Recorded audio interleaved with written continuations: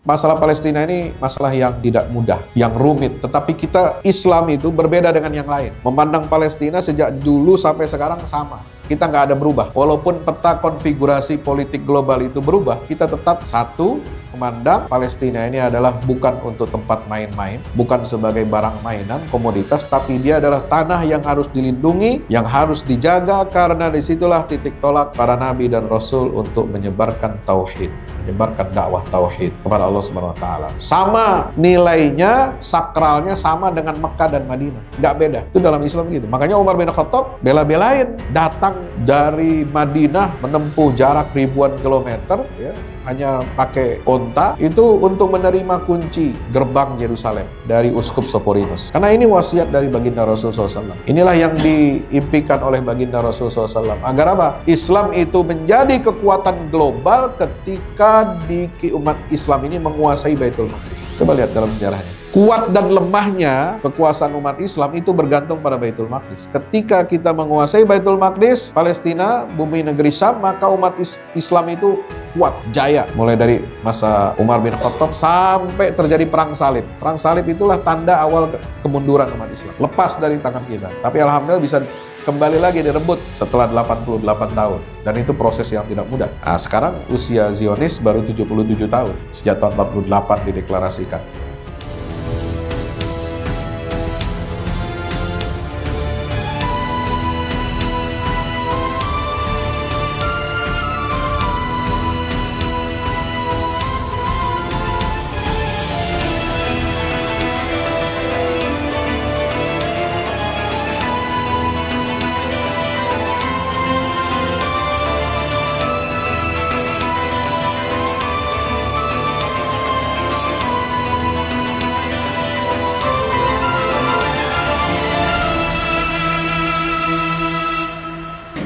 Bismillahirrahmanirrahim. Raditu billahi rabba wa bil islami dina wa bi Muhammadin nabiyya wa rasula. Subhanaka la ilma lana illa ma 'allamtana innaka antal alimul hakim. Rabbi zidna ilma warzuqna fahma. Hayyikum bi tahiyatil Islam. Assalamualaikum warahmatullahi wabarakatuh. Alhamdulillah. Mari kita bersyukur kehadirat Allah Azza wa Jal. Sampai hari ini, detik ini kita masih diberikan nikmat sehat walafiat. Nikmat kita dapat melangkahkan kaki kita ke Masjid Sabilul Huda. Mudah-mudahan setiap langkah kaki kita menjadi asbab turunnya rahmat, menjadi asbab kita semua mendapatkan ampunan Allah Subhanahu wa taala. Lebih dari itu menjadi asbab hidayah buat kita semuanya. Hidayah dari Allah ini mahal.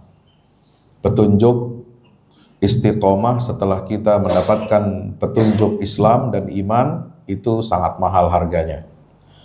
Makanya setiap hari, setiap kita sholat, kita membaca surat Al-Fatihah, permohonan kita hanya satu, yaitu ihdinas siratal mustaqim.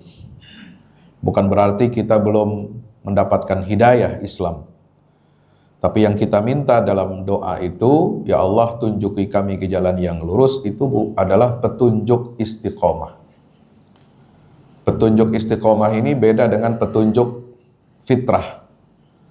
Fitrah Islam alhamdulillah kita sudah punya, kita dapatkan. Bahkan mungkin dari orang tua kita ketika lahir, kita dijaga lahir dalam keadaan muslim, ya. Tapi hidayah fitrah itu tidak cukup, sebab banyak di antara umat manusia yang mendapatkan fitrah atau hidayah fitrah Islam ini ternyata dalam perjalanannya, ya, mereka terseok-seok, mereka tidak bisa menjaga keimanan Islamnya dengan baik. Ya, mereka tidak menjalankan ajaran-ajaran Islam dengan baik, sehingga apa? Itulah kita memohon kepada Allah agar kita senantiasa mendapatkan istiqomah. Istiqomah di atas jalan yang lurus. Istiqomah di atas jalan Islam. Wala tamutunna illa wa antum muslimun. Mari kita senantiasa bersalawat salam kepada junjungan kita baginda Rasulullah Muhammad sallallahu alaihi wasallam serta seluruh keluarga, para sahabatnya, dan mudah-mudahan tercurah limpahkan untuk kita semua pengikutnya hingga yaumil qiyamah. Kita bersalawat salam kepada Rasulullah sallallahu alaihi wasallam karena beliaulah yang menjadi pengantar hidayah buat kita, menjadi perantara risalah dari Allah Subhanahu wa Ta'ala buat kita. Dan Nabi SAW adalah arsitek, ya, penggagas, konseptor, sekaligus juga eksekutor proyek pembebasan Baitul Maqdis. Nah, ini yang jarang kita sadari, ya. Seolah-olah Baitul Maqdis ini baru dirancang pembebasannya di masa Umar bin Khattab. Seolah-olah Baitul Maqdis ini dibebaskan tanpa ada konsep dan perencanaan yang matang. Kalau pembebasan Baitul Maqdis itu tidak direncanakan, tidak dimatangkan konsepnya oleh baginda Rasulullah SAW, maka tidak ada pembebasan di zaman Umar bin Khattab. Bahkan umat muslim sesudahnya, jauh sesudah Rasulullah wafat dan sesudah Abu Bakar Umar bin Khattab wafat, yaitu ketika direbut oleh tentara salib, ya, maka umat Islam tidak bisa membuat sebuah peta jalan untuk membebaskan Baitul Maqdis. Kenapa? Karena tidak ada rancangannya, tidak ada strukturnya, tidak ada konsepnya dari masa Nabi kita Muhammad SAW. Maka itu Bapak Ibu yang dirahmati Allah Subhanahu wa Ta'ala, bagi kita umat Islam ini, masalah Palestina ini bukan hanya sekedar masalah kemanusiaan. Ya, bukan masalah tentang perebutan tanah. Bukan masalah tentang masalah suatu bangsa yang dizalimi oleh bangsa lain, bukan. Bagi kita umat Islam ini, masalah Palestina ini adalah masalah akidah. Tapi masalah akidah pun kalau kita kaji secara bersama-sama, kaji dengan baik, itu bukan hanya sekedar narasi yang sering kita terima, ya, yang sering diulang-ulang bahwa Masjidil Aqsa, Baitul Maqdis yang ada di Palestina itu ya hanya sekedar narasi tentang kiblat pertama umat Islam.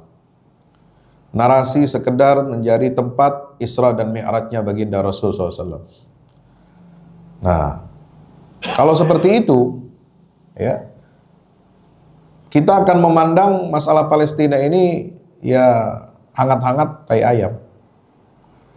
Dibahas masalah Palestina itu ketika peristiwa Isra dan Mi'raj saja, ya. Dan ayat tentang Isra Mi'raj ini pun menurut saya sangat jarang dikaji, jarang dihayati, dan jarang dipelajari oleh umat Islam.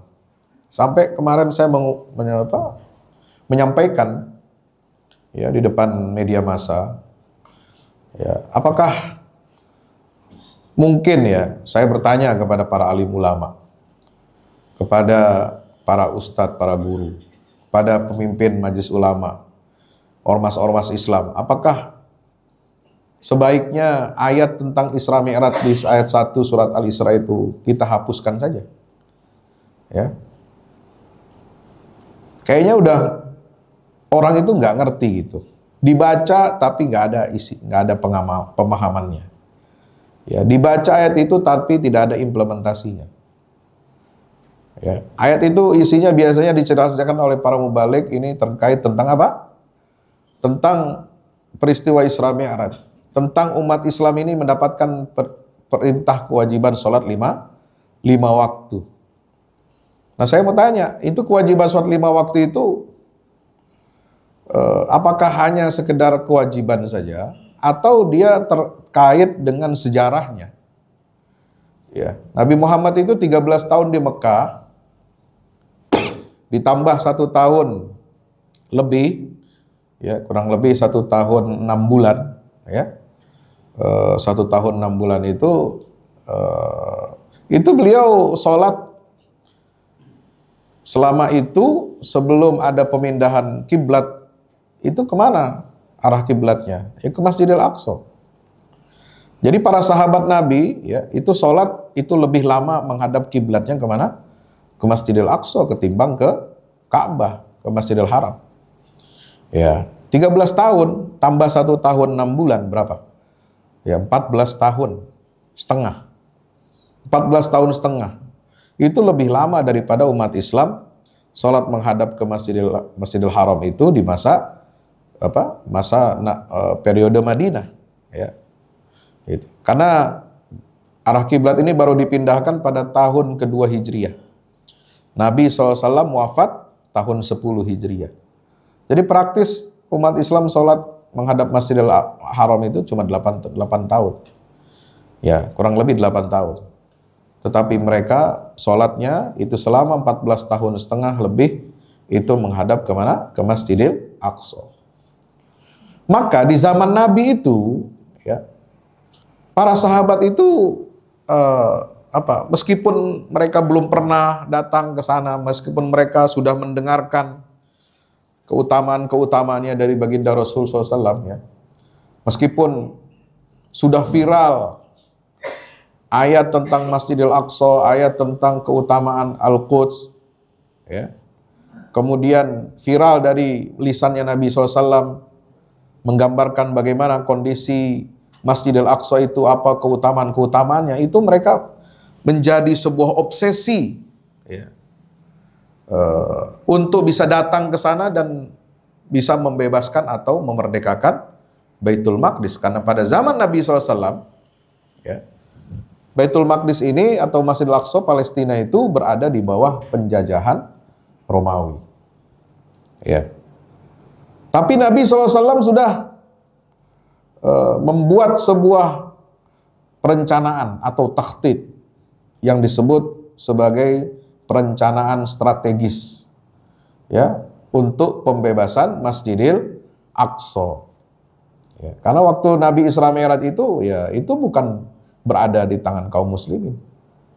Ya, ketika Nabi mengucapkan la tusaddur rihal illa ila thalathati masajid, tidaklah dianjurkan bepergian jauh, melelahkan, mengeluarkan banyak biaya, ya, kecuali hanya untuk ke 3 masjid saja. Ya, umat Islam ini kalau mau pergi berkunjung ke masjid, yang dianjurkan itu, ya, untuk mengeluarkan biaya tenaga yang besar itu hanya 3 masjid saja. Ya, masjid-masjid selain 3 masjid ini sama. Mau Masjid Istiqlal, Sabilul Huda, ya, Masjid Al-Akbar, Masjid Demak, ya, Masjid Ampel, ya, masjid apa lagi? Pokoknya masjid-masjid yang ada di dunia ini, ya, itu semua sama. Ya, nilai ibadahnya sama, berjamaahnya sama di masjid itu, nggak lebih nggak kurang, sebagaimana ditetapkan oleh baginda Nabi SAW. Mau masjid ente sholat di mana? Di Turki, di Istanbul, Masjid Biru, Blue Mosque, ya, atau Hagia Sophia yang hebat itu, bekas gereja diubah menjadi masjid, atau di masjid-masjid yang lain bersejarah lainnya misalnya, ya, itu sama nilainya, nggak ada bedanya dan tidak ada nilai lebihnya. Ya, kesakralannya, ya, dia sakral sebagai rumah Allah saja, tempat kita beribadah, tempat kita bersujud. Bahkan sama nilainya dengan tempat-tempat bumi lainnya. Karena Nabi SAW mengatakan ju'ilat liyal ardu masjidan wa tahura. Salah satu keistimewaan risalah yang diboleh Nabi SAW adalah Allah menjadikan seluruh dataran permukaan bumi ini, ya, itu bisa menjadi masjid, tempat bersujud dan suci. Ya, tidak ada tempat yang kotor. Ya, kecuali ada najisnya, sempahnya. Tapi kan itu bisa dibersihkan. Kalau udah dibersihkan, ya suci. Kita bisa sujud di mana saja. Makanya orang bisa sholat di jalan raya, bisa sholat berjamaah dalam secara massal di lapangan dan lain sebagainya. Ya, sholat Idul Fitri, Idul Adha disunnahkannya di lapangan, di tanah lapang. Ya, meskipun kita punya masjid. Ya, kalau ada tanah lapangnya di luar masjid, nah sholat di luar masjidnya. Itu disunnahkan. Itu semua masjid. Itu menjadi masjid buat kita. Tetapi 3 masjid ini berbeda dengan yang lain. Ini yang dilebihkan oleh Allah Subhanahu wa taala sebagai apa? Atau yang disebut dengan al-muqaddasat, tempat suci. Karena di situ nilai perjuangannya, nilai pembangunannya, historisnya itu tidak bisa disamakan dengan kita membangun masjid-masjid ini. Ya. Kalau dulu membangun Masjidil Haram, Ka'bah, bangun Masjid Nabawi, bangun Masjidil Aqsa itu betul-betul itu adalah semangat ya, perjuangan para nabi dan rasul. Ya. Kalau kita membangun masjid di kampung kita, ya kita saja, usaha kita saja. Bahkan mungkin terima sumbangan dari mana saja gitu, bisa kita terima. Ya kan? Ya, panitia pembangunan masjid nggak mungkin nerima sumbangan, dia teliti dulu, ya dari mana sumbernya ini. Ya, itu nggak kepikiran. Ya, nggak ada masjid, panitia pembangunan masjid ya kerjasama dengan KPK dan PPATK, ini sumber alirannya dari mana? Masing-masing jamaah ini ngasih bantuan gitu kan? Nggak ada. Tapi ketika Nabi Adam, Nabi Ibrahim, ya membangun Ka'bah, membangun Masjidil Aqsa, kemudian Nabi Muhammad SAW bersama sahabatnya membangun Masjid Nabawi, ya itu udah dijamin itu hartanya itu benar, hartanya itu halal. Simbol yang sangat sederhana. Ya, Ka'bah itu wa idh yarfa'u Ibrahimul qawa'ida minal baiti wa Ismail Rabbana taqabbal minna innaka antas samiul alim. Ya. Tidak ada kekayaan alam mengalir di lembah Makkah. Ya, itu cuma apa? Satu bangunan yang disusun, batu-batu yang disusun. Ya, yang itu menjadi simbol ya ketauhidan kita kepada Allah Azza wa Jalla. Kita menyembah Allah. Ya, batu-batu yang dibangun itu bukan kita yang menyembah batu itu, bukan. Hatta Hajar Aswad, kita nggak menyembah Hajar Aswad. Kita nggak menyembah kubus berbentuk bangunan Ka'bah itu. Tapi yang kita sembah adalah Allah. Ya, Ka'bah itu hanya menjadi apa? Menjadi titik pusat arah kiblatnya seluruh umat Islam di seluruh dunia. Ya, dalam menyembah Allah Subhanahu wa ta'ala. Masjid Nabawi ketika dibangun masih sangat sederhana. Sangat-sangat sederhana, nggak ada kubahnya. Ya, mihrabnya nggak kayak kita sekarang. Lantainya nggak ada pakai keramik, apalagi pakai karpet mewah seperti sekarang. Ya, itu alasnya saja pakai alas anyaman pohon kurma. Ya, bercampur dengan pasir, tanah, kemudian bebatuan, kerikil. Ya, kalau musim hujan itu siapa saja bisa berteduh di situ, basah. Ya, itu basah. Ya, sangat sederhana dan kecil. Ya, tetapi di situ melahirkan orang-orang hebat. Ya, menjadi teladan bagi kita semuanya. Demikian pula Masjidil Aqsa. Ya, dibangun dengan kesungguhan, dibangun dengan perjuangan yang berat untuk memperkenalkan tauhid kepada Allah Subhanahu wa taala kepada seluruh penduduk muka bumi ini. Nah, oleh sebab itu apa yang dirahmati Allah, ya, ketika kita membicarakan masalah Palestina ini, yang kita hadapi ini bukan musuh biasa.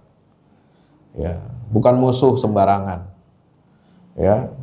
Yang kita hadapi ini adalah kolaborasi kelompok-kelompok kekuatan-kekuatan yang anti terhadap tauhid. Ya, yang dulu memusuhi baginda Rasul sallallahu alaihi wasallam. Mereka yang dulu membunuhi para nabi-nabi Bani Israel. Ya, mereka dulu yang mengingkari ajaran Nabi Isa alaihi salam. Mereka dulu yang memprovokasi ya agar umat ini, manusia ini jauh dari jalan Allah Subhanahu wa taala. Makanya doa kita ihdinas siratal mustaqim itu selalu terhubung dengan apa? Dengan kalimat setelahnya itu tentang sejarah. Apa itu siratal mustaqim? Siratal ladzina an'amta alaihim. Ya, jalannya orang-orang yang telah Engkau berikan nikmat karunia, wahai Allah Azza wa Jalla. Siapa mereka? Para nabi, para siddiqin, para syuhada, orang-orang saleh. Ya, ghairil maghdubi alaihim, bukan jalan orang-orang yang dimurkai, ya, dibenci oleh Allah. Itu Yahudi. Ya. Ini sudah ditetapkan oleh Allah. Jadi Yahudi ini kelompok manusia yang dimurkai oleh Allah. Al-maghdub alaihim. Kenapa? Karena mereka punya ilmu tentang kitabullah, tapi mereka selewengkan, tidak amalkan. Ya, mereka manipulasi, ya. Mereka kalau dalam bahasa dagang itu apa namanya? Ihtikar, itu monopoli, ya, memonopoli kebenaran. Jadi agama dari Allah yang diwahyukan kepada Nabi Ibrahim, kemudian setelah Nabi Ibrahim wafat, itu berlanjut nubuah itu kepada putra-putranya Ismail dan Ishak, lalu kemudian berlanjut Allah berikan wahyu itu kepada putranya Ishak, Yakub, lanjut kepada Yusuf, terus sampai Nabi Musa alaihissalam, ya, kemudian dilanjutkan lagi estafetnya oleh Daud, Sulaiman, sampai Nabi Isa alaihissalam. Itu mereka apa? Mereka merasa ini eksklusif buat mereka. Ya, ajaran risalah dari Allah ini harus eksklusif buat mereka, bangsa mereka saja. Nggak boleh, ya, diterima oleh bangsa lain. Makanya agama Yahudi itu ini agama yang bersifat kesukuan, agama yang tidak bisa berkembang. Ya, jumlahnya Yahudi itu cuma di seluruh dunia ini nggak lebih dari 12-15 juta, paling banyak 15 juta. Dari penduduk manusia yang sekarang sudah 7 miliar. Ya, bayangkan. Kecil sekali. Ya, karena berapa? Dia merasa eksklusif. Ya, merasa dia memonopoli, harus agama itu, tauhid itu hanya dipikul, hanya diyakini oleh, ya, orang yang memiliki ras Yahudi saja. Ya, suku Yahudi saja. Di luar Yahudi bukan. Ya, mereka tidak berhak, ya, karena mereka sudah memegang hak eksklusif, ya, punya hak cipta, gitu ya. Hak cipta ini nggak boleh ditiru, nggak boleh diambil, nggak boleh dikembangkan oleh bangsa lain. Ya, itu. Makanya apa? Mereka rasis.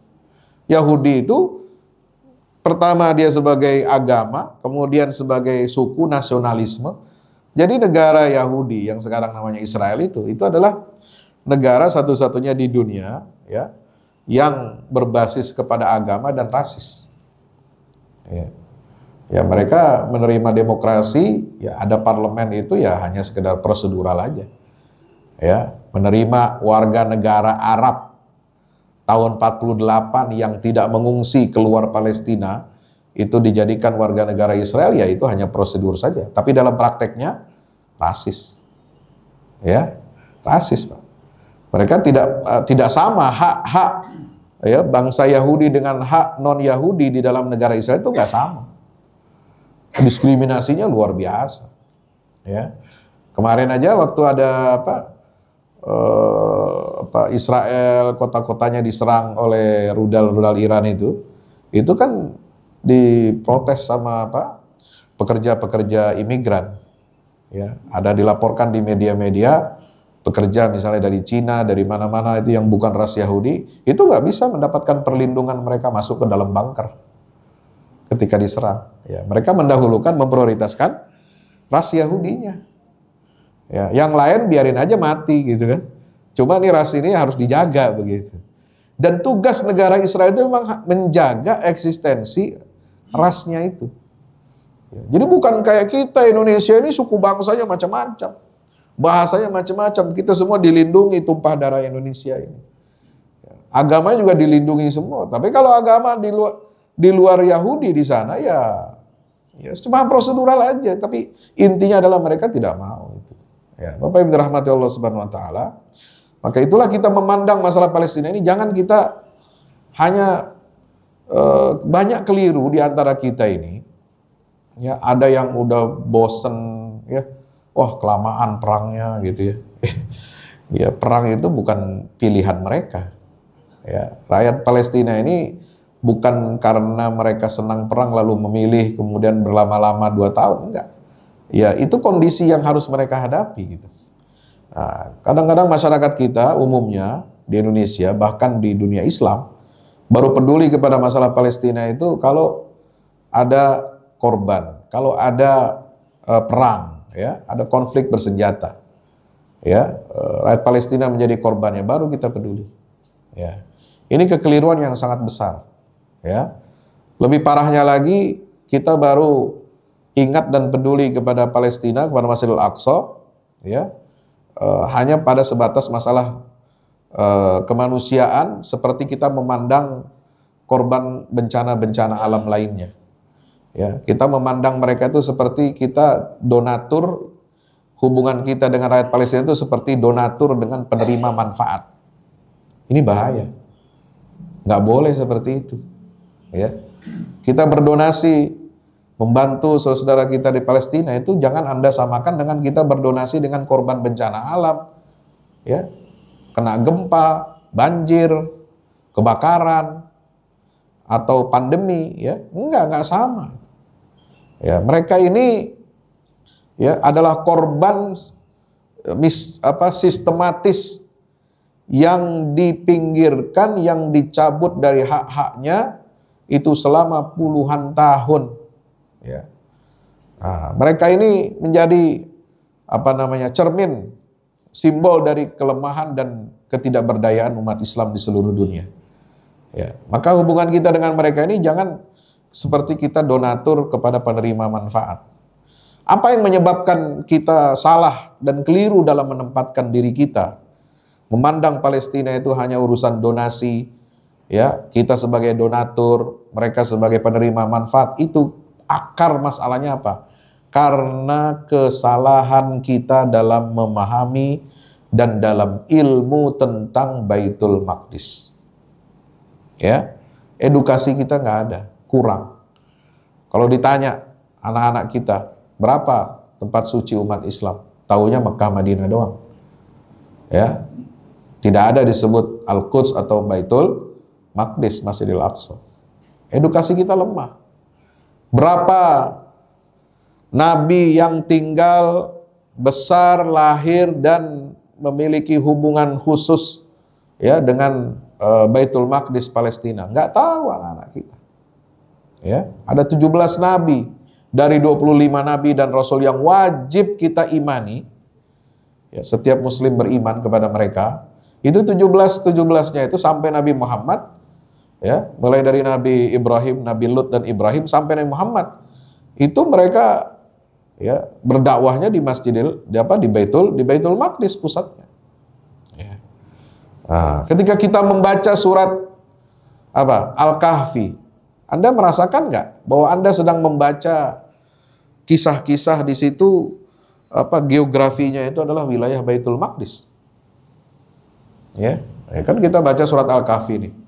Ya, tapi kita ya banyak di antara kita yang nggak paham anatomi isinya itu apa, peristiwanya bagaimana, di mana. Itu semua di Baitul Maqdis.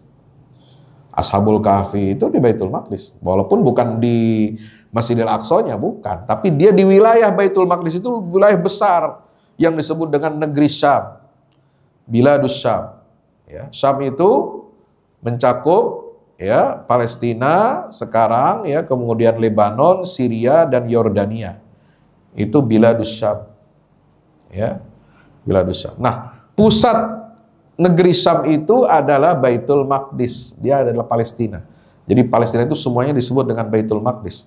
Pusatnya lagi dari negeri Syam dan Baitul Maqdis itulah Masjidil Aqsa. Jadi dia itu seperti pusat lingkaran. Makanya ada teori lingkaran keberkahan Masjidil Aqsa itu. Ya, maka disebut dalam Al-Quran alladzi barakna haulahu. Ya. Jadi yang disebut dengan Baitul Maqdis ini wilayah yang besar, ya, negeri Syam.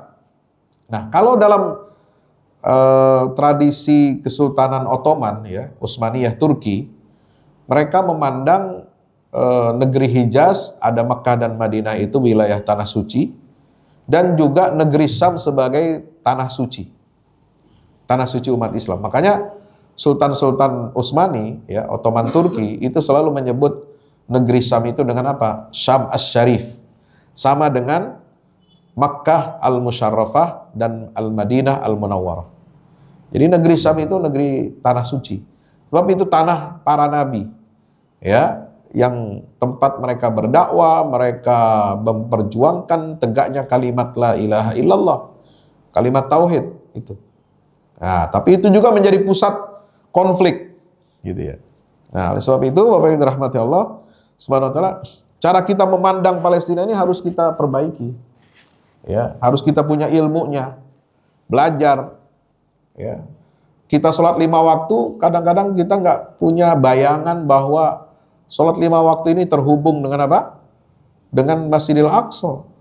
Padahal awal perintah sholatnya itu ya dari situ. Ya.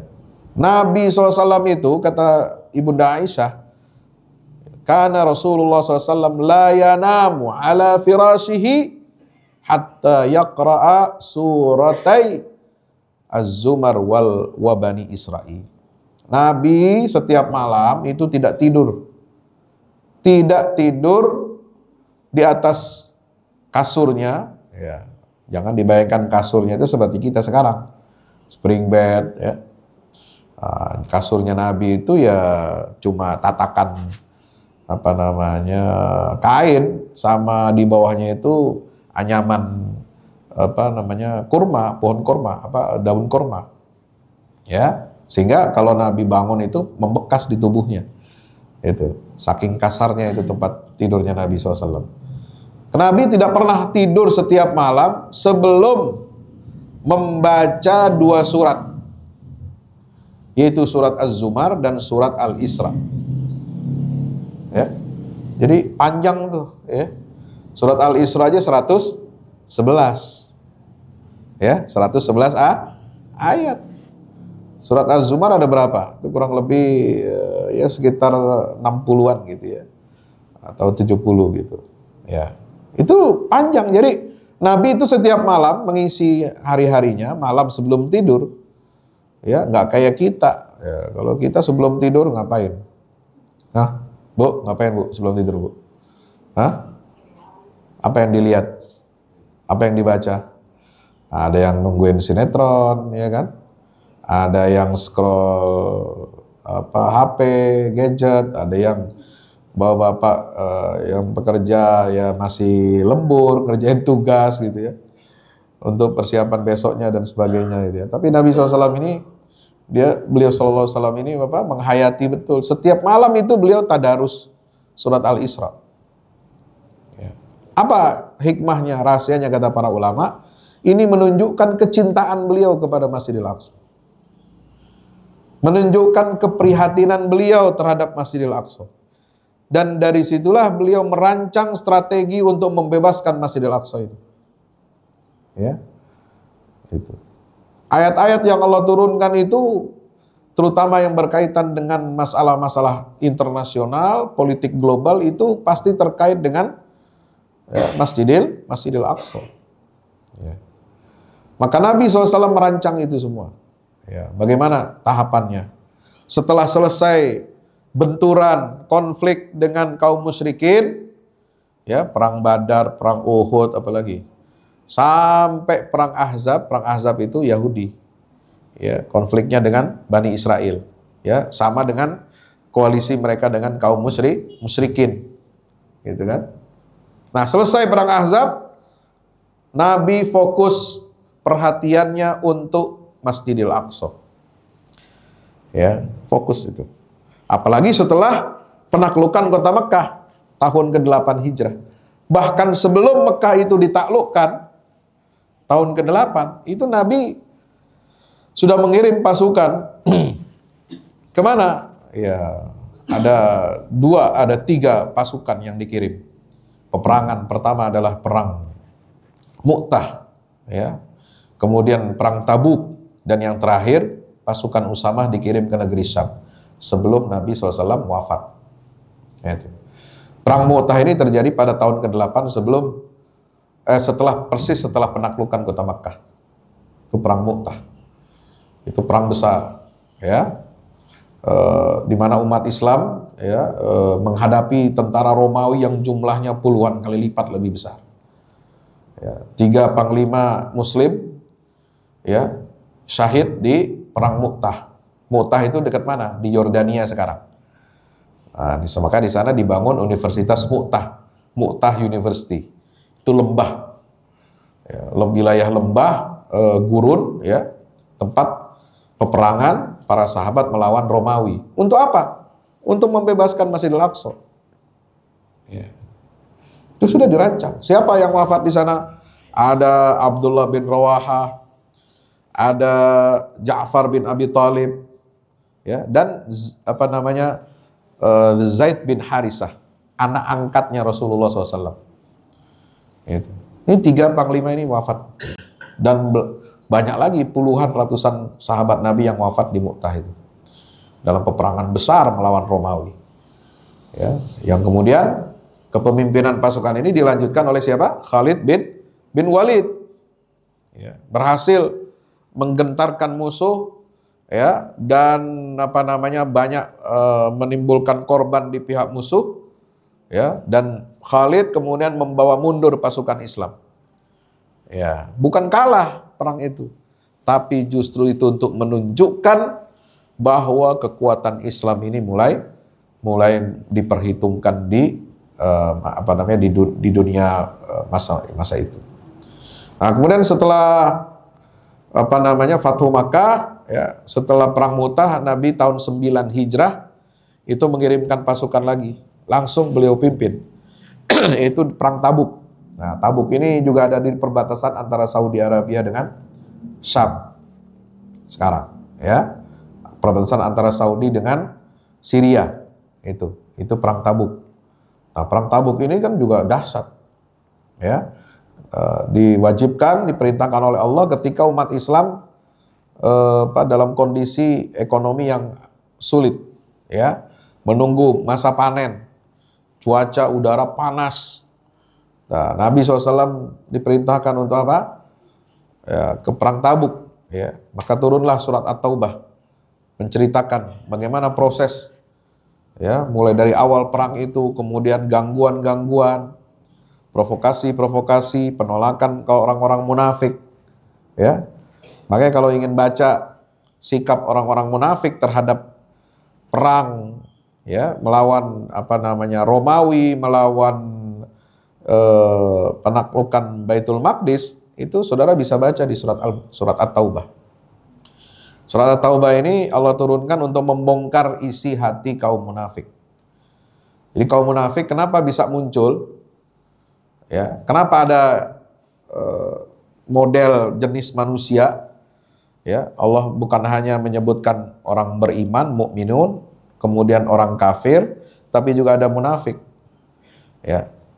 Ayat-ayat tentang kaum munafik ini banyak di dalam Al-Qur'an. Ya, saya kumpulin. Ya, ternyata luar biasa, ayat-ayatnya banyak sekali itu tentang munafik. Apa yang menyebabkan fenomena kaum munafik ini ada dalam Islam? Ya, mereka bukan berarti menolak syariat Islam. Mereka sholat, mereka ikut ngaji, masuk Islam, ya. Yang mereka menjadi inti persoalan kaum munafik ini adalah ketika ada syariat jihad. Ya, mereka menolak syariat jihad itu. Ya, mulai dari perang Badar udah ada kaum munafik. Ya, kenapa? Karena jihad inilah yang kemudian menyingkap kedok mereka. Sampai perang melawan Bani Israel, mereka berpihak kepada kaum musyrikin dan Yahudi. Itu orang munafik. Ya, sampai kemudian untuk membebaskan Baitul Maqdis, mereka kaum munafikin ini bikin alasan untuk tidak ikut perang. Ya, alasannya apa? Oh, kami sedang ada banyak kebutuhan, ya. Kami sedang ini, kemudian mereka bangun masjid yang disebut dalam Al-Quran itu dalam surat Taubah Masjid Diror. Ya, mereka punya alasan nggak mau bergabung, kayaknya udah gerah. Ya, kalau gabung ikut sholat bareng di Masjid Nabawi, mereka udah nggak mau, udah gerah, nggak mau lagi. Ya, makanya mereka beralasan, ya Rasulullah izinkan kami bikin masjid sendiri di luar Madinah. Ya. Yang ternyata itu bukan dijadikan mereka untuk masjid, untuk beribadah, tapi dijadikan markas untuk memprovokasi, untuk berbuat makar, untuk melancarkan serangan-serangan psikologis ya kepada Islam dan kaum muslimin. Nah, makanya pulang dari Tabuk, Nabi diperintahkan oleh malaikat Jibril, wahai Muhammad, perintahkan umatmu untuk datang ke masjid yang dibangun oleh orang munafik itu dan bakar masjid itu. Ya, maka Nabi perintahkan para sahabat Nabi untuk membakar masjid Diror. Ya, masjid yang disebutkan dalam surat Taubah itu ayat berapa? 101 apa 110 itu ya. Walladzina takhadhu masjidan diraran wa kufran wa tafriqan bainal mu'minin wa irsadan liman haraballahu wa rasulah. Orang-orang munafik yang membangun, menjadikan masjid dirar untuk membahayakan umat Islam itu apa? Alasan yang mereka membangun itu adalah untuk apa? Tafriqan bainal mu'minin. Untuk memecah belah barisan orang-orang beriman. Ya. Wa irsadan, yang kedua untuk memata-matai. Itu. Jadi masjid itu dijadikan tempat apa? Mereka bikin bangunan serupa masjid, tapi bukan untuk fungsi ibadah, ya, di ayat 107 itu. Tapi untuk memecah belah orang-orang beriman. Ya, untuk melemahkan ya loyalitas umat Islam kepada Rasulullah SAW. Ya, menyebarkan isu-isu dan lain sebagainya. Ya, melemahkan barisan kaum mukminin. Wa irsadan, ya, dan menunggu kedatangan orang-orang yang sebelumnya telah memerangi Allah dan Rasul. Jadi mereka dijadikan tempat pangkalan ya, berkumpulnya orang-orang yang memerangi Allah dan Rasulullah sallallahu alaihi wasallam. Dan mereka bersumpah, wala yahlifunna in aradna illal husna. Mereka bersumpah, kami hanya menghendaki kebaikan. Wallahu yashhadu innahum lakadzibun. Ya, dan Allah bersaksi bahwa mereka adalah orang-orang pendusta. Nah, hadirin dirahmati Allah Subhanahu wa taala. Itulah yang menyebabkan apa? Upaya untuk pembebasan Masjidil Aqsa itu selalu apa? Ada bisikan-bisikan, ada fitnah-fitnah, provokasi ya, yang dilakukan oleh orang-orang munafik ini kepada para mujahidin. Ya, maka disebutkan itu dalam surat At-Taubah ya, surat Al-Munafiqun, di surat An-Nisa juga ada itu fitnah-fitnah kepada para mujahidin. Ya, dan itu kemudian terulang kembali ya di setiap masa. Sebab itu kita harus berhati-hati. Ya, harus menjaga konsistensi kita. Apalagi zaman sekarang. Ya, teknologi, informasi sudah dibuat sedemikian bias ya untuk membuat kabur pandangan kita terhadap kesucian Masjidil Aqsa, terhadap hak kita umat Islam di Masjidil Aqsa. Ya. Ada upaya-upaya dari bahkan Israel itu, Pak, ya, karena dia sadar kekuatan perlawanan terhadap penjajahan Israel itu adalah adanya ajaran Islam. Jadi Islam ini yang sangat gigih untuk menentang penjajahan dan menyingkap kebobrokan Yahudi, ya, maka mereka bangun itu Institut Pusat Studi Islam di Tel Aviv. Ya. Mereka mengkader, mendidik ya calon-calon intelijen ya orang-orang terdidik di Mossad ya, di negara-negara maju. Kalau ingin mempelajari umat Islam, mempelajari akidah Islam, ya mereka belajar di situ. Ya, mempropagandakan ya, memecah belah umat Islam dengan apa? Narasi bahwa Masjidil Aqsa itu bukannya milik umat Islam. Ya, tanah Palestina bukan miliknya umat Islam, gitu ya. Mereka buat itu produksi narasi-narasi yang menyesatkan itu. Ya, nah inilah yang kita saksikan sekarang ini. Masalah Palestina ini tidak sesederhana seperti yang dulu dialami oleh baginda Rasul SAW. Sekarang yang dialami oleh kita adalah menghadapi konspirasi besar. Karena Zionisme itu bukan cuma berasal diikuti oleh orang-orang yang beragama Yahudi. Ya, Zionisme ini ada dua cabang, ada Zionisme Yahudi, ada Zionisme non-Yahudi. Ya, yang Zionisme non-Yahudi adalah yang disebut dengan Zionisme fungsional. Siapa saja, agama apa saja dia, itu bisa menjadi Zionis. Dia bekerja, dia dibayar, ya, dia didanai oleh Zionisme Yahudi, ya. Bahkan ada satu jenis Zionisme non-Yahudi yang mendanai proyek Zionis, yang memotori dan melindungi gerakan Zionis. Siapa mereka? Zionisme Yahudi itu adalah dari kalangan Protestan. Protestan ini evangelis, seperti di Amerika. Dan hampir semua negara-negara maju sekarang, G7, ya, yang afiliasinya ke dunia Kristen itu adalah Protestan. Amerika itu apa? Agama yang dominan apa? Protestan. Ya, Kanada, Inggris, Jerman, Prancis, itu Protestan. Secara teologi ya. Ya, ini bukan kita, maksudnya kita ini mengompor-ngompori atau menjelek-jelekan. Enggak, ini fakta sejarah. Jadi Zionisme itu berkembang, ya, dan mendapatkan dukungan kuat.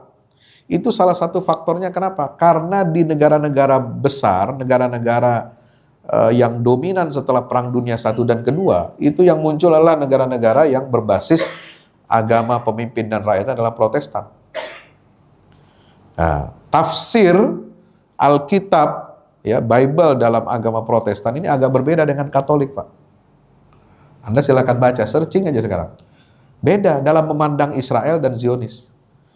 Ya, Protestan memandang gerakan Zionisme internasional ini itu akan mendukung proyeksi mereka dalam penafsiran Alkitab tentang terjadinya Armageddon, ya, pertempuran akhir zaman, akan berdirinya kerajaan Kristus. Kan dulu kan Nabi Isa kan disalib, ya, itu menurut versi mereka, itu kan tidak bisa mendirikan kekuasaan, tidak bisa membangun kekuasaan. Nah, nubuat dalam tafsiran Alkitab menurut Protestan, ya, Isa Al-Masih atau Yesus Kristus menurut mereka itu akan bangkit lagi, akan turun lagi di akhir zaman, membangun kerajaan Tuhan. Itu dengan apa? Ya, dengan bantuan Yahudi. Ya, dengan bantuan Yahudi, yaitu dengan membangun kuil Sulaiman atau bait suci yang ketiga.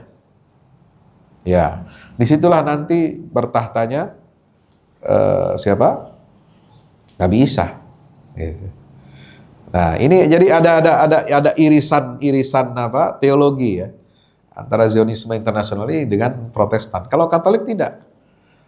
Ya, kalau Protestan itu memandang bahwa Yahudi yang sekarang ini modern itu adalah kelanjutan titisan dari umat Bani Israel di masa Nabi Isa. Sementara Katolik memandang tidak ada kaitan lagi antara Yahudi sekarang dengan Yahudi atau Bani Israel. Kenapa? Karena yang menyebabkan, ya, tumpahnya darah, ya, disalibnya Nabi Isa itu adalah orang-orang Yahudi. Ya, mereka sudah terlaknat. Maka Katolik tidak pernah mengakui Yahudi ini sebagai pelanjut risalah yang ada di dalam Alkitab. Gitu. Nah, itu makanya antara Yahudi dengan Zionisme di sisi lain, agama Yahudi sebagai agama dan Zionisme sebagai gerakan politik sebagian orang Yahudi itu musuhan dengan Katolik. Makanya dari dulu nggak pernah akur. Ya, Katolik dengan Yahudi diusir di mana-mana. Ya, waktu di Spanyol umat Islam diusir, ya, dan dari Spanyol Portugis, ya, Yahudi juga ikut diusir. Kenapa? Ya, karena ini mereka dianggap bahaya. Ya, maka Yahudi itu diterima dengan baik di wilayah, ya, Imperium Islam, di wilayah Ottoman, gitu ya. Nah, ketika di abad modern yang menjadi kekuatan negara-negara besar, negara yang berpengaruh secara politik, ekonomi, dan militer, ya, negara G7 ini selain Jepang, itu adalah negara-negara Protestan. Dan di awal berdirinya Zionisme internasional dan berdirinya negara Israel itu adalah kompromi dari seluruh kekuatan besar. Yang didukung di situ ada unsur teologinya.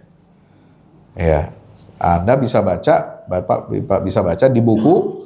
Saya kemarin baru terjemahkan buku yang ditulis oleh sejarawan dari Mesir. Ya, judul bukunya itu Khulasah Qissat Palestin, ringkasan sejarah Palestina dari akar Zionisme sampai operasi Taufanul Aqsa atau Badai Al-Aqsa. Nah, itu jadi sekarang judulnya Kronik Perlawanan Palestina. Ya, nggak tebal-tebal, tipis, itu enak itu dibaca. Ya, kalau Bapak nanti mau, nanti silakan, nanti saya bawa. Itu membuat ringkasan sejarah bagaimana Anda akan memahami peta konflik Palestina ini. Ya, ada sejarahnya di masa klasik, sejarahnya di masa modern. Jadi dengan bahasa yang ringan, ringkas, dan langsung kepada intinya. Nah, itulah ketemu jalinan hubungan antara Zionisme, perselingkuhan antara Zionisme dengan evangelisme Protestan. Nah, makanya kalau di Indonesia ada yang mendukung Zionis dari kalangan Kristen, itu bisa dipastikan Protestan.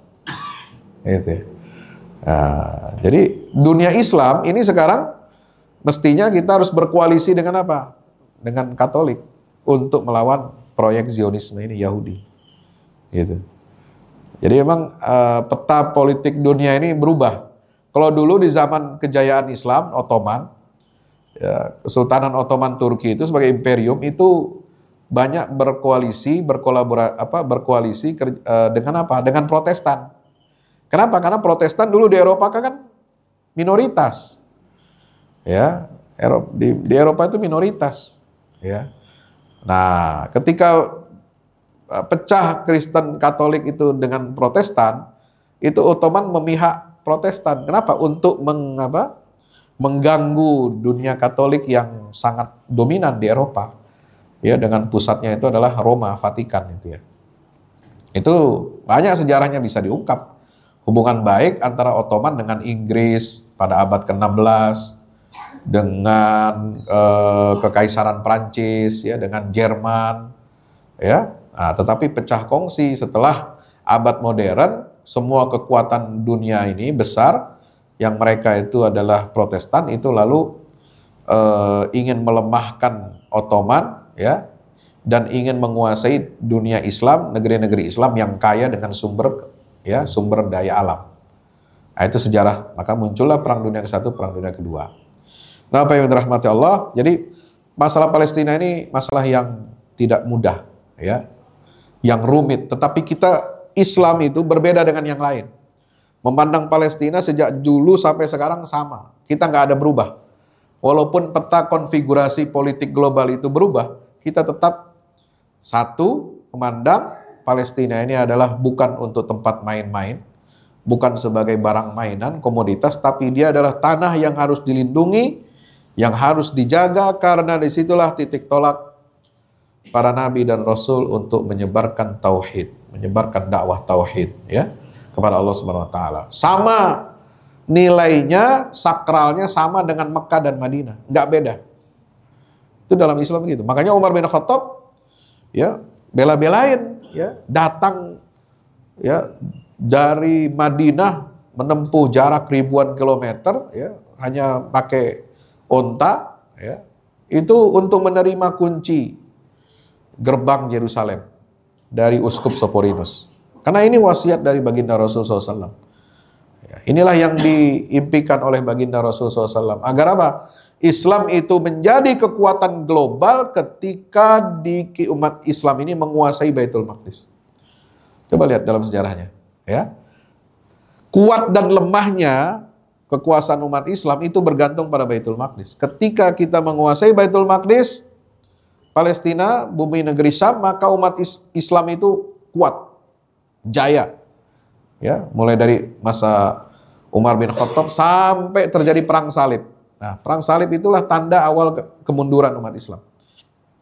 Lepas dari tangan kita. Tapi alhamdulillah bisa kembali lagi direbut ya, setelah 88 tahun, dan itu proses yang tidak mudah. Nah, sekarang usia Zionis baru 77 tahun. Sejak tahun 48 dideklarasikan. Ya, maka masih ada sisa banyak waktu bagi kita untuk merebut kembali. Ya, karena sesuai dengan sunnatullah, ya, di dalam Taurat sendiri, ya, di dalam Talmud sendiri, dalam tradisi agama Yahudi, kalau Taurat itu kan kitab sucinya, Talmud ini syarahnya, syarah daripada penjelasan dari Taurat yang disampaikan secara lisan oleh para pemuka-pemuka Yahudi dan kemudian dikitabkan, dikanonkan menjadi kitab suci. Nah, itu ada nubuat bahwa kekuasaan Bani Israel, ya, di Baitul Maqdis di Yerusalem itu tidak lebih dari 80 tahun. Ini yang bilang bukan kita. Itu ada dalam Talmud, itu ada dalam Taurat. Makanya Netanyahu, ya, sekarang itu dia mati-matian. Ya, karena dia tahu dia punya tugas berat, misi berat untuk bisa mengalahkan takdir, mengalahkan kehendak Tuhan. Itu dalam Taurat yang menyatakan bahwa Bani Israel itu hanya bisa berkuasa itu tidak lebih 80 tahun. Dan terbukti zaman Nabi Daud dan Sulaiman itu nggak lebih dari 80 tahun. Ya, setelah itu mereka hancur, tercerai-berai, kerajaan Israel itu hancur. Ya, diinvasi oleh musuh-musuhnya. Oleh Kaisar Babilonia, oleh Romawi, dan lain sebagainya. Ya. Nah, ini mereka sedang menghadapi tantangan itu. Jadi ada Uqdah. Uqdah itu apa? Ada semacam, kalau dalam bahasa Arab itu Uqdah artinya ancaman, ya, semacam ancaman, ya, psikologis, ya, apakah mereka bisa mencapai usia lebih dari 80 tahun kekuasaannya di atas Palestina? Nah, ini yang menjadi tantangan.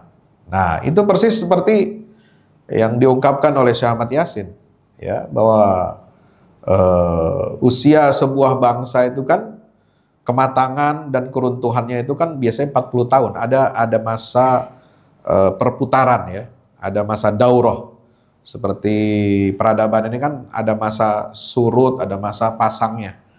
Ya, masa surut 40 tahun, nanti pasangnya 40 tahun. Begitu. Akan jaya 40 tahun, lalu mundur, turun lagi, nanti naik lagi, begitu.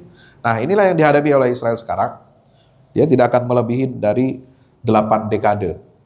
Makanya disebut Uqdah Thamaniyat Uqud. Ya, problem 8 dekade itu menghantui para pemimpin negara Israel. Ya. Dulu Ehud Barak, kemudian siapa sebelumnya itu yang Perdana Menteri Israel yang sebelumnya itu yang memicu gelombang aksi tahun 2000, ya, Intifada kedua. Nah, tuh Ariel Sharon itu kan. Nah, itu dia mikirnya begitu, dia selalu ada dihantui oleh usia Israel itu hanya 8 dekade. Nah, sekarang inilah puncaknya. Jadi serangan 7 Oktober 2023 itu sangat strategis. Ya, sangat strategis untuk menghancurkan, ya, proyeksi Israel, menghancurkan proyeksi negara-negara barat, ya, tentang aliansi Abraham Accord, ya, untuk normalisasi politik dengan Zionis.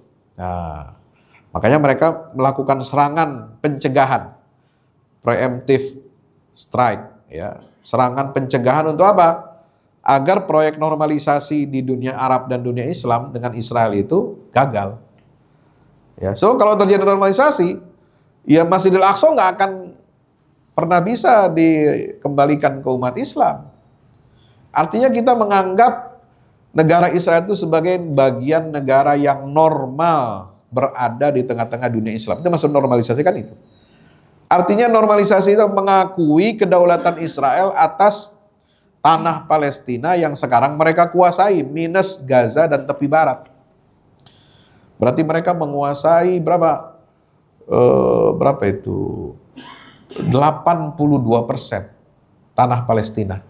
Termasuk Yerusalem Timur yang di situ ada Masjidil Aqsa. Jadi normalisasi itu berbahaya karena kita umat Islam nggak bisa lagi bebas melaksanakan ibadah di situ, ya, dan mereka akan ambil alih sepenuhnya. Ya, mereka sudah memulai proses untuk penghancuran Masjidil Aqsa ini karena waktunya sudah mepet. Ya, mereka pengen Masjidil Aqsa itu dihancurkan sebelum masuk dekade ke-8. 80 tahun itu mesti dihancurkan dulu. Untuk apa? Membangun bait suci yang ketiga, kuil Solomon Temple, dan mereka sudah merancang. Tinggal di searching aja Bapak ya di Google itu, apa itu bait suci ketiga, kuil Solomon, itu desainnya sudah mereka bikin. Ya, dibikin seolah-olah sama persis bentuknya seperti Masjidil Aqsa itu, tanahnya. Nah, tapi direkonstruksi bangunan yang lama, yang katanya menurut mereka dibangun oleh Nabi Sulaiman. Ya, di atas tanah Masjidil Aqsa yang sekarang ini gitu. Nah, itulah pusat inti konflik dunia itu sekarang di situ. Ya. Nah, apakah kita mau memberikan konsesi? Ya, kalau bicara konsesi, ya konsesi tambang lumayan. Ya, tapi kalau konsesi masjid ini kan repot ini.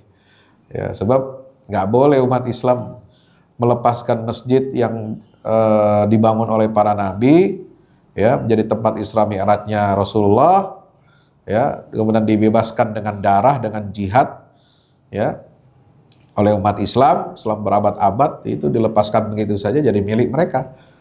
Ya, masih agak mending kalau dilepaskan mereka masih makmurkan masjid itu, seperti misalnya kan ada ya seperti masjid kita yang didirikan di negara-negara non-muslim. Ya, nah mereka berikan kebebasan umat Islam beribadah di masjid itu. Nah, ini masalahnya Israel akan mengambil alih penuh.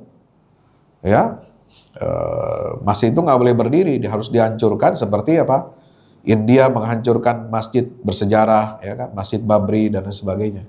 Nah, ini Masjid Al-Aqsa mau dihancurkan dan dibangun ulang menjadi bait suci ketiga yang pernah dihancurkan 2 kali.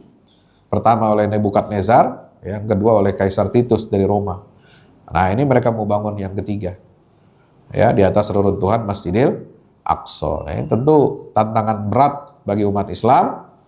Maka proyek pembebasan Masjidil Maqdis, Masjidil Aqsa ini di akhir zaman ini harus menjadi proyek kita semuanya. Ya, cita-cita kita semua umat Islam.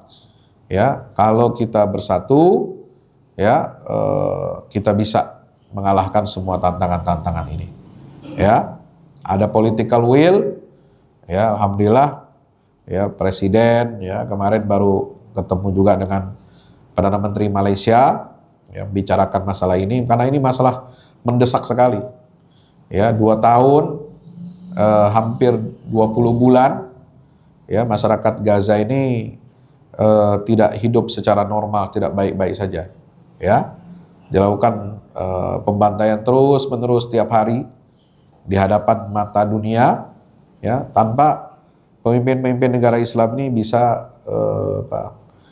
mengubah keadaan ini. Nah, kita harapkan dari timur lah, dari Indonesia, dari Malaysia, ini bisa kita mengharapkan agar saudara kita, ya, bisa mendapatkan kemerdekaannya sebagaimana amanat konstitusi kita. Terima kasih. Nasrul minallah fathun qarib wa basyiril mu'minin. Wassalamualaikum warahmatullahi wabarakatuh. Assalamualaikum warahmatullahi wabarakatuh.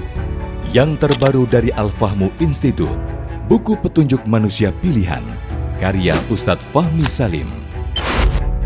Dari keseluruhan jumlah ayat-ayat Al-Quran, sekitar sepertiganya adalah berupa kisah-kisah. Hal ini menjadi dalil yang sangat jelas tentang pentingnya sebuah kisah. Andaikan kisah ini tidak penting, tidak mungkin menempati porsi yang banyak di dalam Al-Quran ini. Kisah Al-Quran mempunyai keistimewaan yang membedakan dengan kisah-kisah lainnya, seperti kisah sejarah ataupun fiksi. Sesungguhnya, kisah-kisah Al-Quran sumbernya adalah Al-Quran itu sendiri. Kisah Al-Quran adalah kisah yang mempunyai target, yaitu target agama dan akhlak. Sesungguhnya sumber yang menjadi rujukan asal kejadian-kejadian di dalam kisah-kisah Al-Quran dan para tokohnya adalah berasal dari alam dunia, dan sejarahnya. Kisah Al-Quran adalah kisah nyata yang tidak ada khayalan atau fiksi di dalamnya. Tidak ada kepalsuan dan tidak ada mitos, serta tidak ada kode tertentu. Ini dikarenakan kandungan kebenaran yang terdapat di dalam sebuah kisah Al-Quran mengenai alam semesta dan tabiat jiwa manusia, serta kisah-kisah umat manusia semuanya itu adalah kebenaran yang valid, baik secara keilmuan maupun sejarahnya. Objek dari kisah Al-Quran adalah manusia, karena manusia merupakan tujuan utama dari adanya sebuah risalah, perintah dan larangan secara umum. Manusia itu adalah penerus dan penerima apa-apa yang terdapat di dalam Al-Quran. Kisah Al-Quran itu bukan hanya pemaparan tentang kebenaran sebuah sejarah saja, melainkan juga ada, terutama berfokus kepada sisi ibrah atau pelajarannya. Sungguh, Al-Quran diakui tidak hanya mukjizat dari segi sumber keilahiannya atau sisi kesastraannya yang indah, informasi ilmiah sainsnya yang tepat, informasi kabar gaib terdahulu dan yang akan datang, dan aspek syariatnya saja. Mukjizat Al-Quran juga berupa solusi-solusi praktis masalah kehidupan, seperti tergambarkan dalam kisah-kisah petunjuk manusia pilihan yang menjadi utusan-utusan Allah. Petunjuk manusia pilihan sudah seharusnya menjadi pemandu dan penerang jalan agar Indonesia dan dunia keseluruhan segera terentaskan keluar dari berbagai kegelapan hidup menuju cahaya peradaban yang unggul gemilang, bersendikan tauhid yang kokoh sepanjang masa. Dikemas dengan tuturan yang mengalir, bercerita tanpa menggurui, petunjuk manusia pilihan bisa menjadi khasanah di setiap keluarga untuk memetik pelajaran dari kisah-kisah manusia terdahulu, dan pelajaran itu berkaitan erat dengan kehidupan kita masa sekarang. Dapatkan segera. Wassalamualaikum warahmatullahi wabarakatuh. Yang terbaru dari Al-Fahmu Institute mempersembahkan buku Kronik Perlawanan Palestina karya Muhammad Ilhami, peneliti sejarah Arab terkemuka. Buku ini menyajikan ringkasan sejarah Palestina modern dan kontemporer, mulai dari kemunculan gagasan kembalinya Yahudi ke Palestina hingga momen meletusnya badai Al-Aqsa pada 7 Oktober 2023, sebuah peristiwa besar yang hingga kini belum berakhir. Pembahasan dalam buku ini mencakup akar-akar ideologi Zionisme, kondisi yang melingkupi berdirinya gerakan Zionis oleh Herzl, alasan dibalik keberhasilannya yang tidak mampu dicapai oleh para pendahulunya, serta bagaimana situasi masyarakat Palestina di akhir era Kekaisaran Utsmaniyah. Selain itu, dijelaskan pula bagaimana dunia barat berhasil menanamkan benih Zionisme yang jahat dan asing di tanah suci ini, dan mengapa bangsa Arab beserta dunia Islam di belakangnya tidak mampu mencegah penanaman benih tersebut, apalagi menghentikan pertumbuhannya yang tampak aneh, cepat, bahkan melesat seperti roket. Buku ini juga mengulas lahirnya perlawanan rakyat Palestina, tahapan perkembangannya, faktor-faktor yang mempengaruhi kekuatannya, serta momen-momen penting yang menentukan kemajuannya atau kemundurannya. Buku ini menjelaskan mengapa pada masa tertentu gerakan-gerakan non-Islam lebih menonjol dibandingkan gerakan-gerakan Islam, dan bagaimana gerakan Islam kemudian mengambil alih peran tersebut. Gerakan Islam inilah yang memimpin pembebasan wilayah pertama di Palestina, yakni Jalur Gaza, sebuah wilayah yang telah melalui 5 pertempuran besar sebelum akhirnya mengejutkan Israel dan dunia dengan melancarkan serangan luas terhadap Israel. Buku ini diakhiri dengan sejumlah kesimpulan pemikiran dan politik yang diambil dari sejarah kronik perlawanan Palestina. Dapatkan sekarang juga. Hubungi segera admin order buku-buku pilihan di www.fahamalquran.com atau WhatsApp 0877 7063 7192. Al-Fahmu Institute, bahagiakan Indonesia dengan dakwah Al-Quran. Baitul Maqdis Institute, ilmu memimpin pembebasan Masjid Al-Aqsa.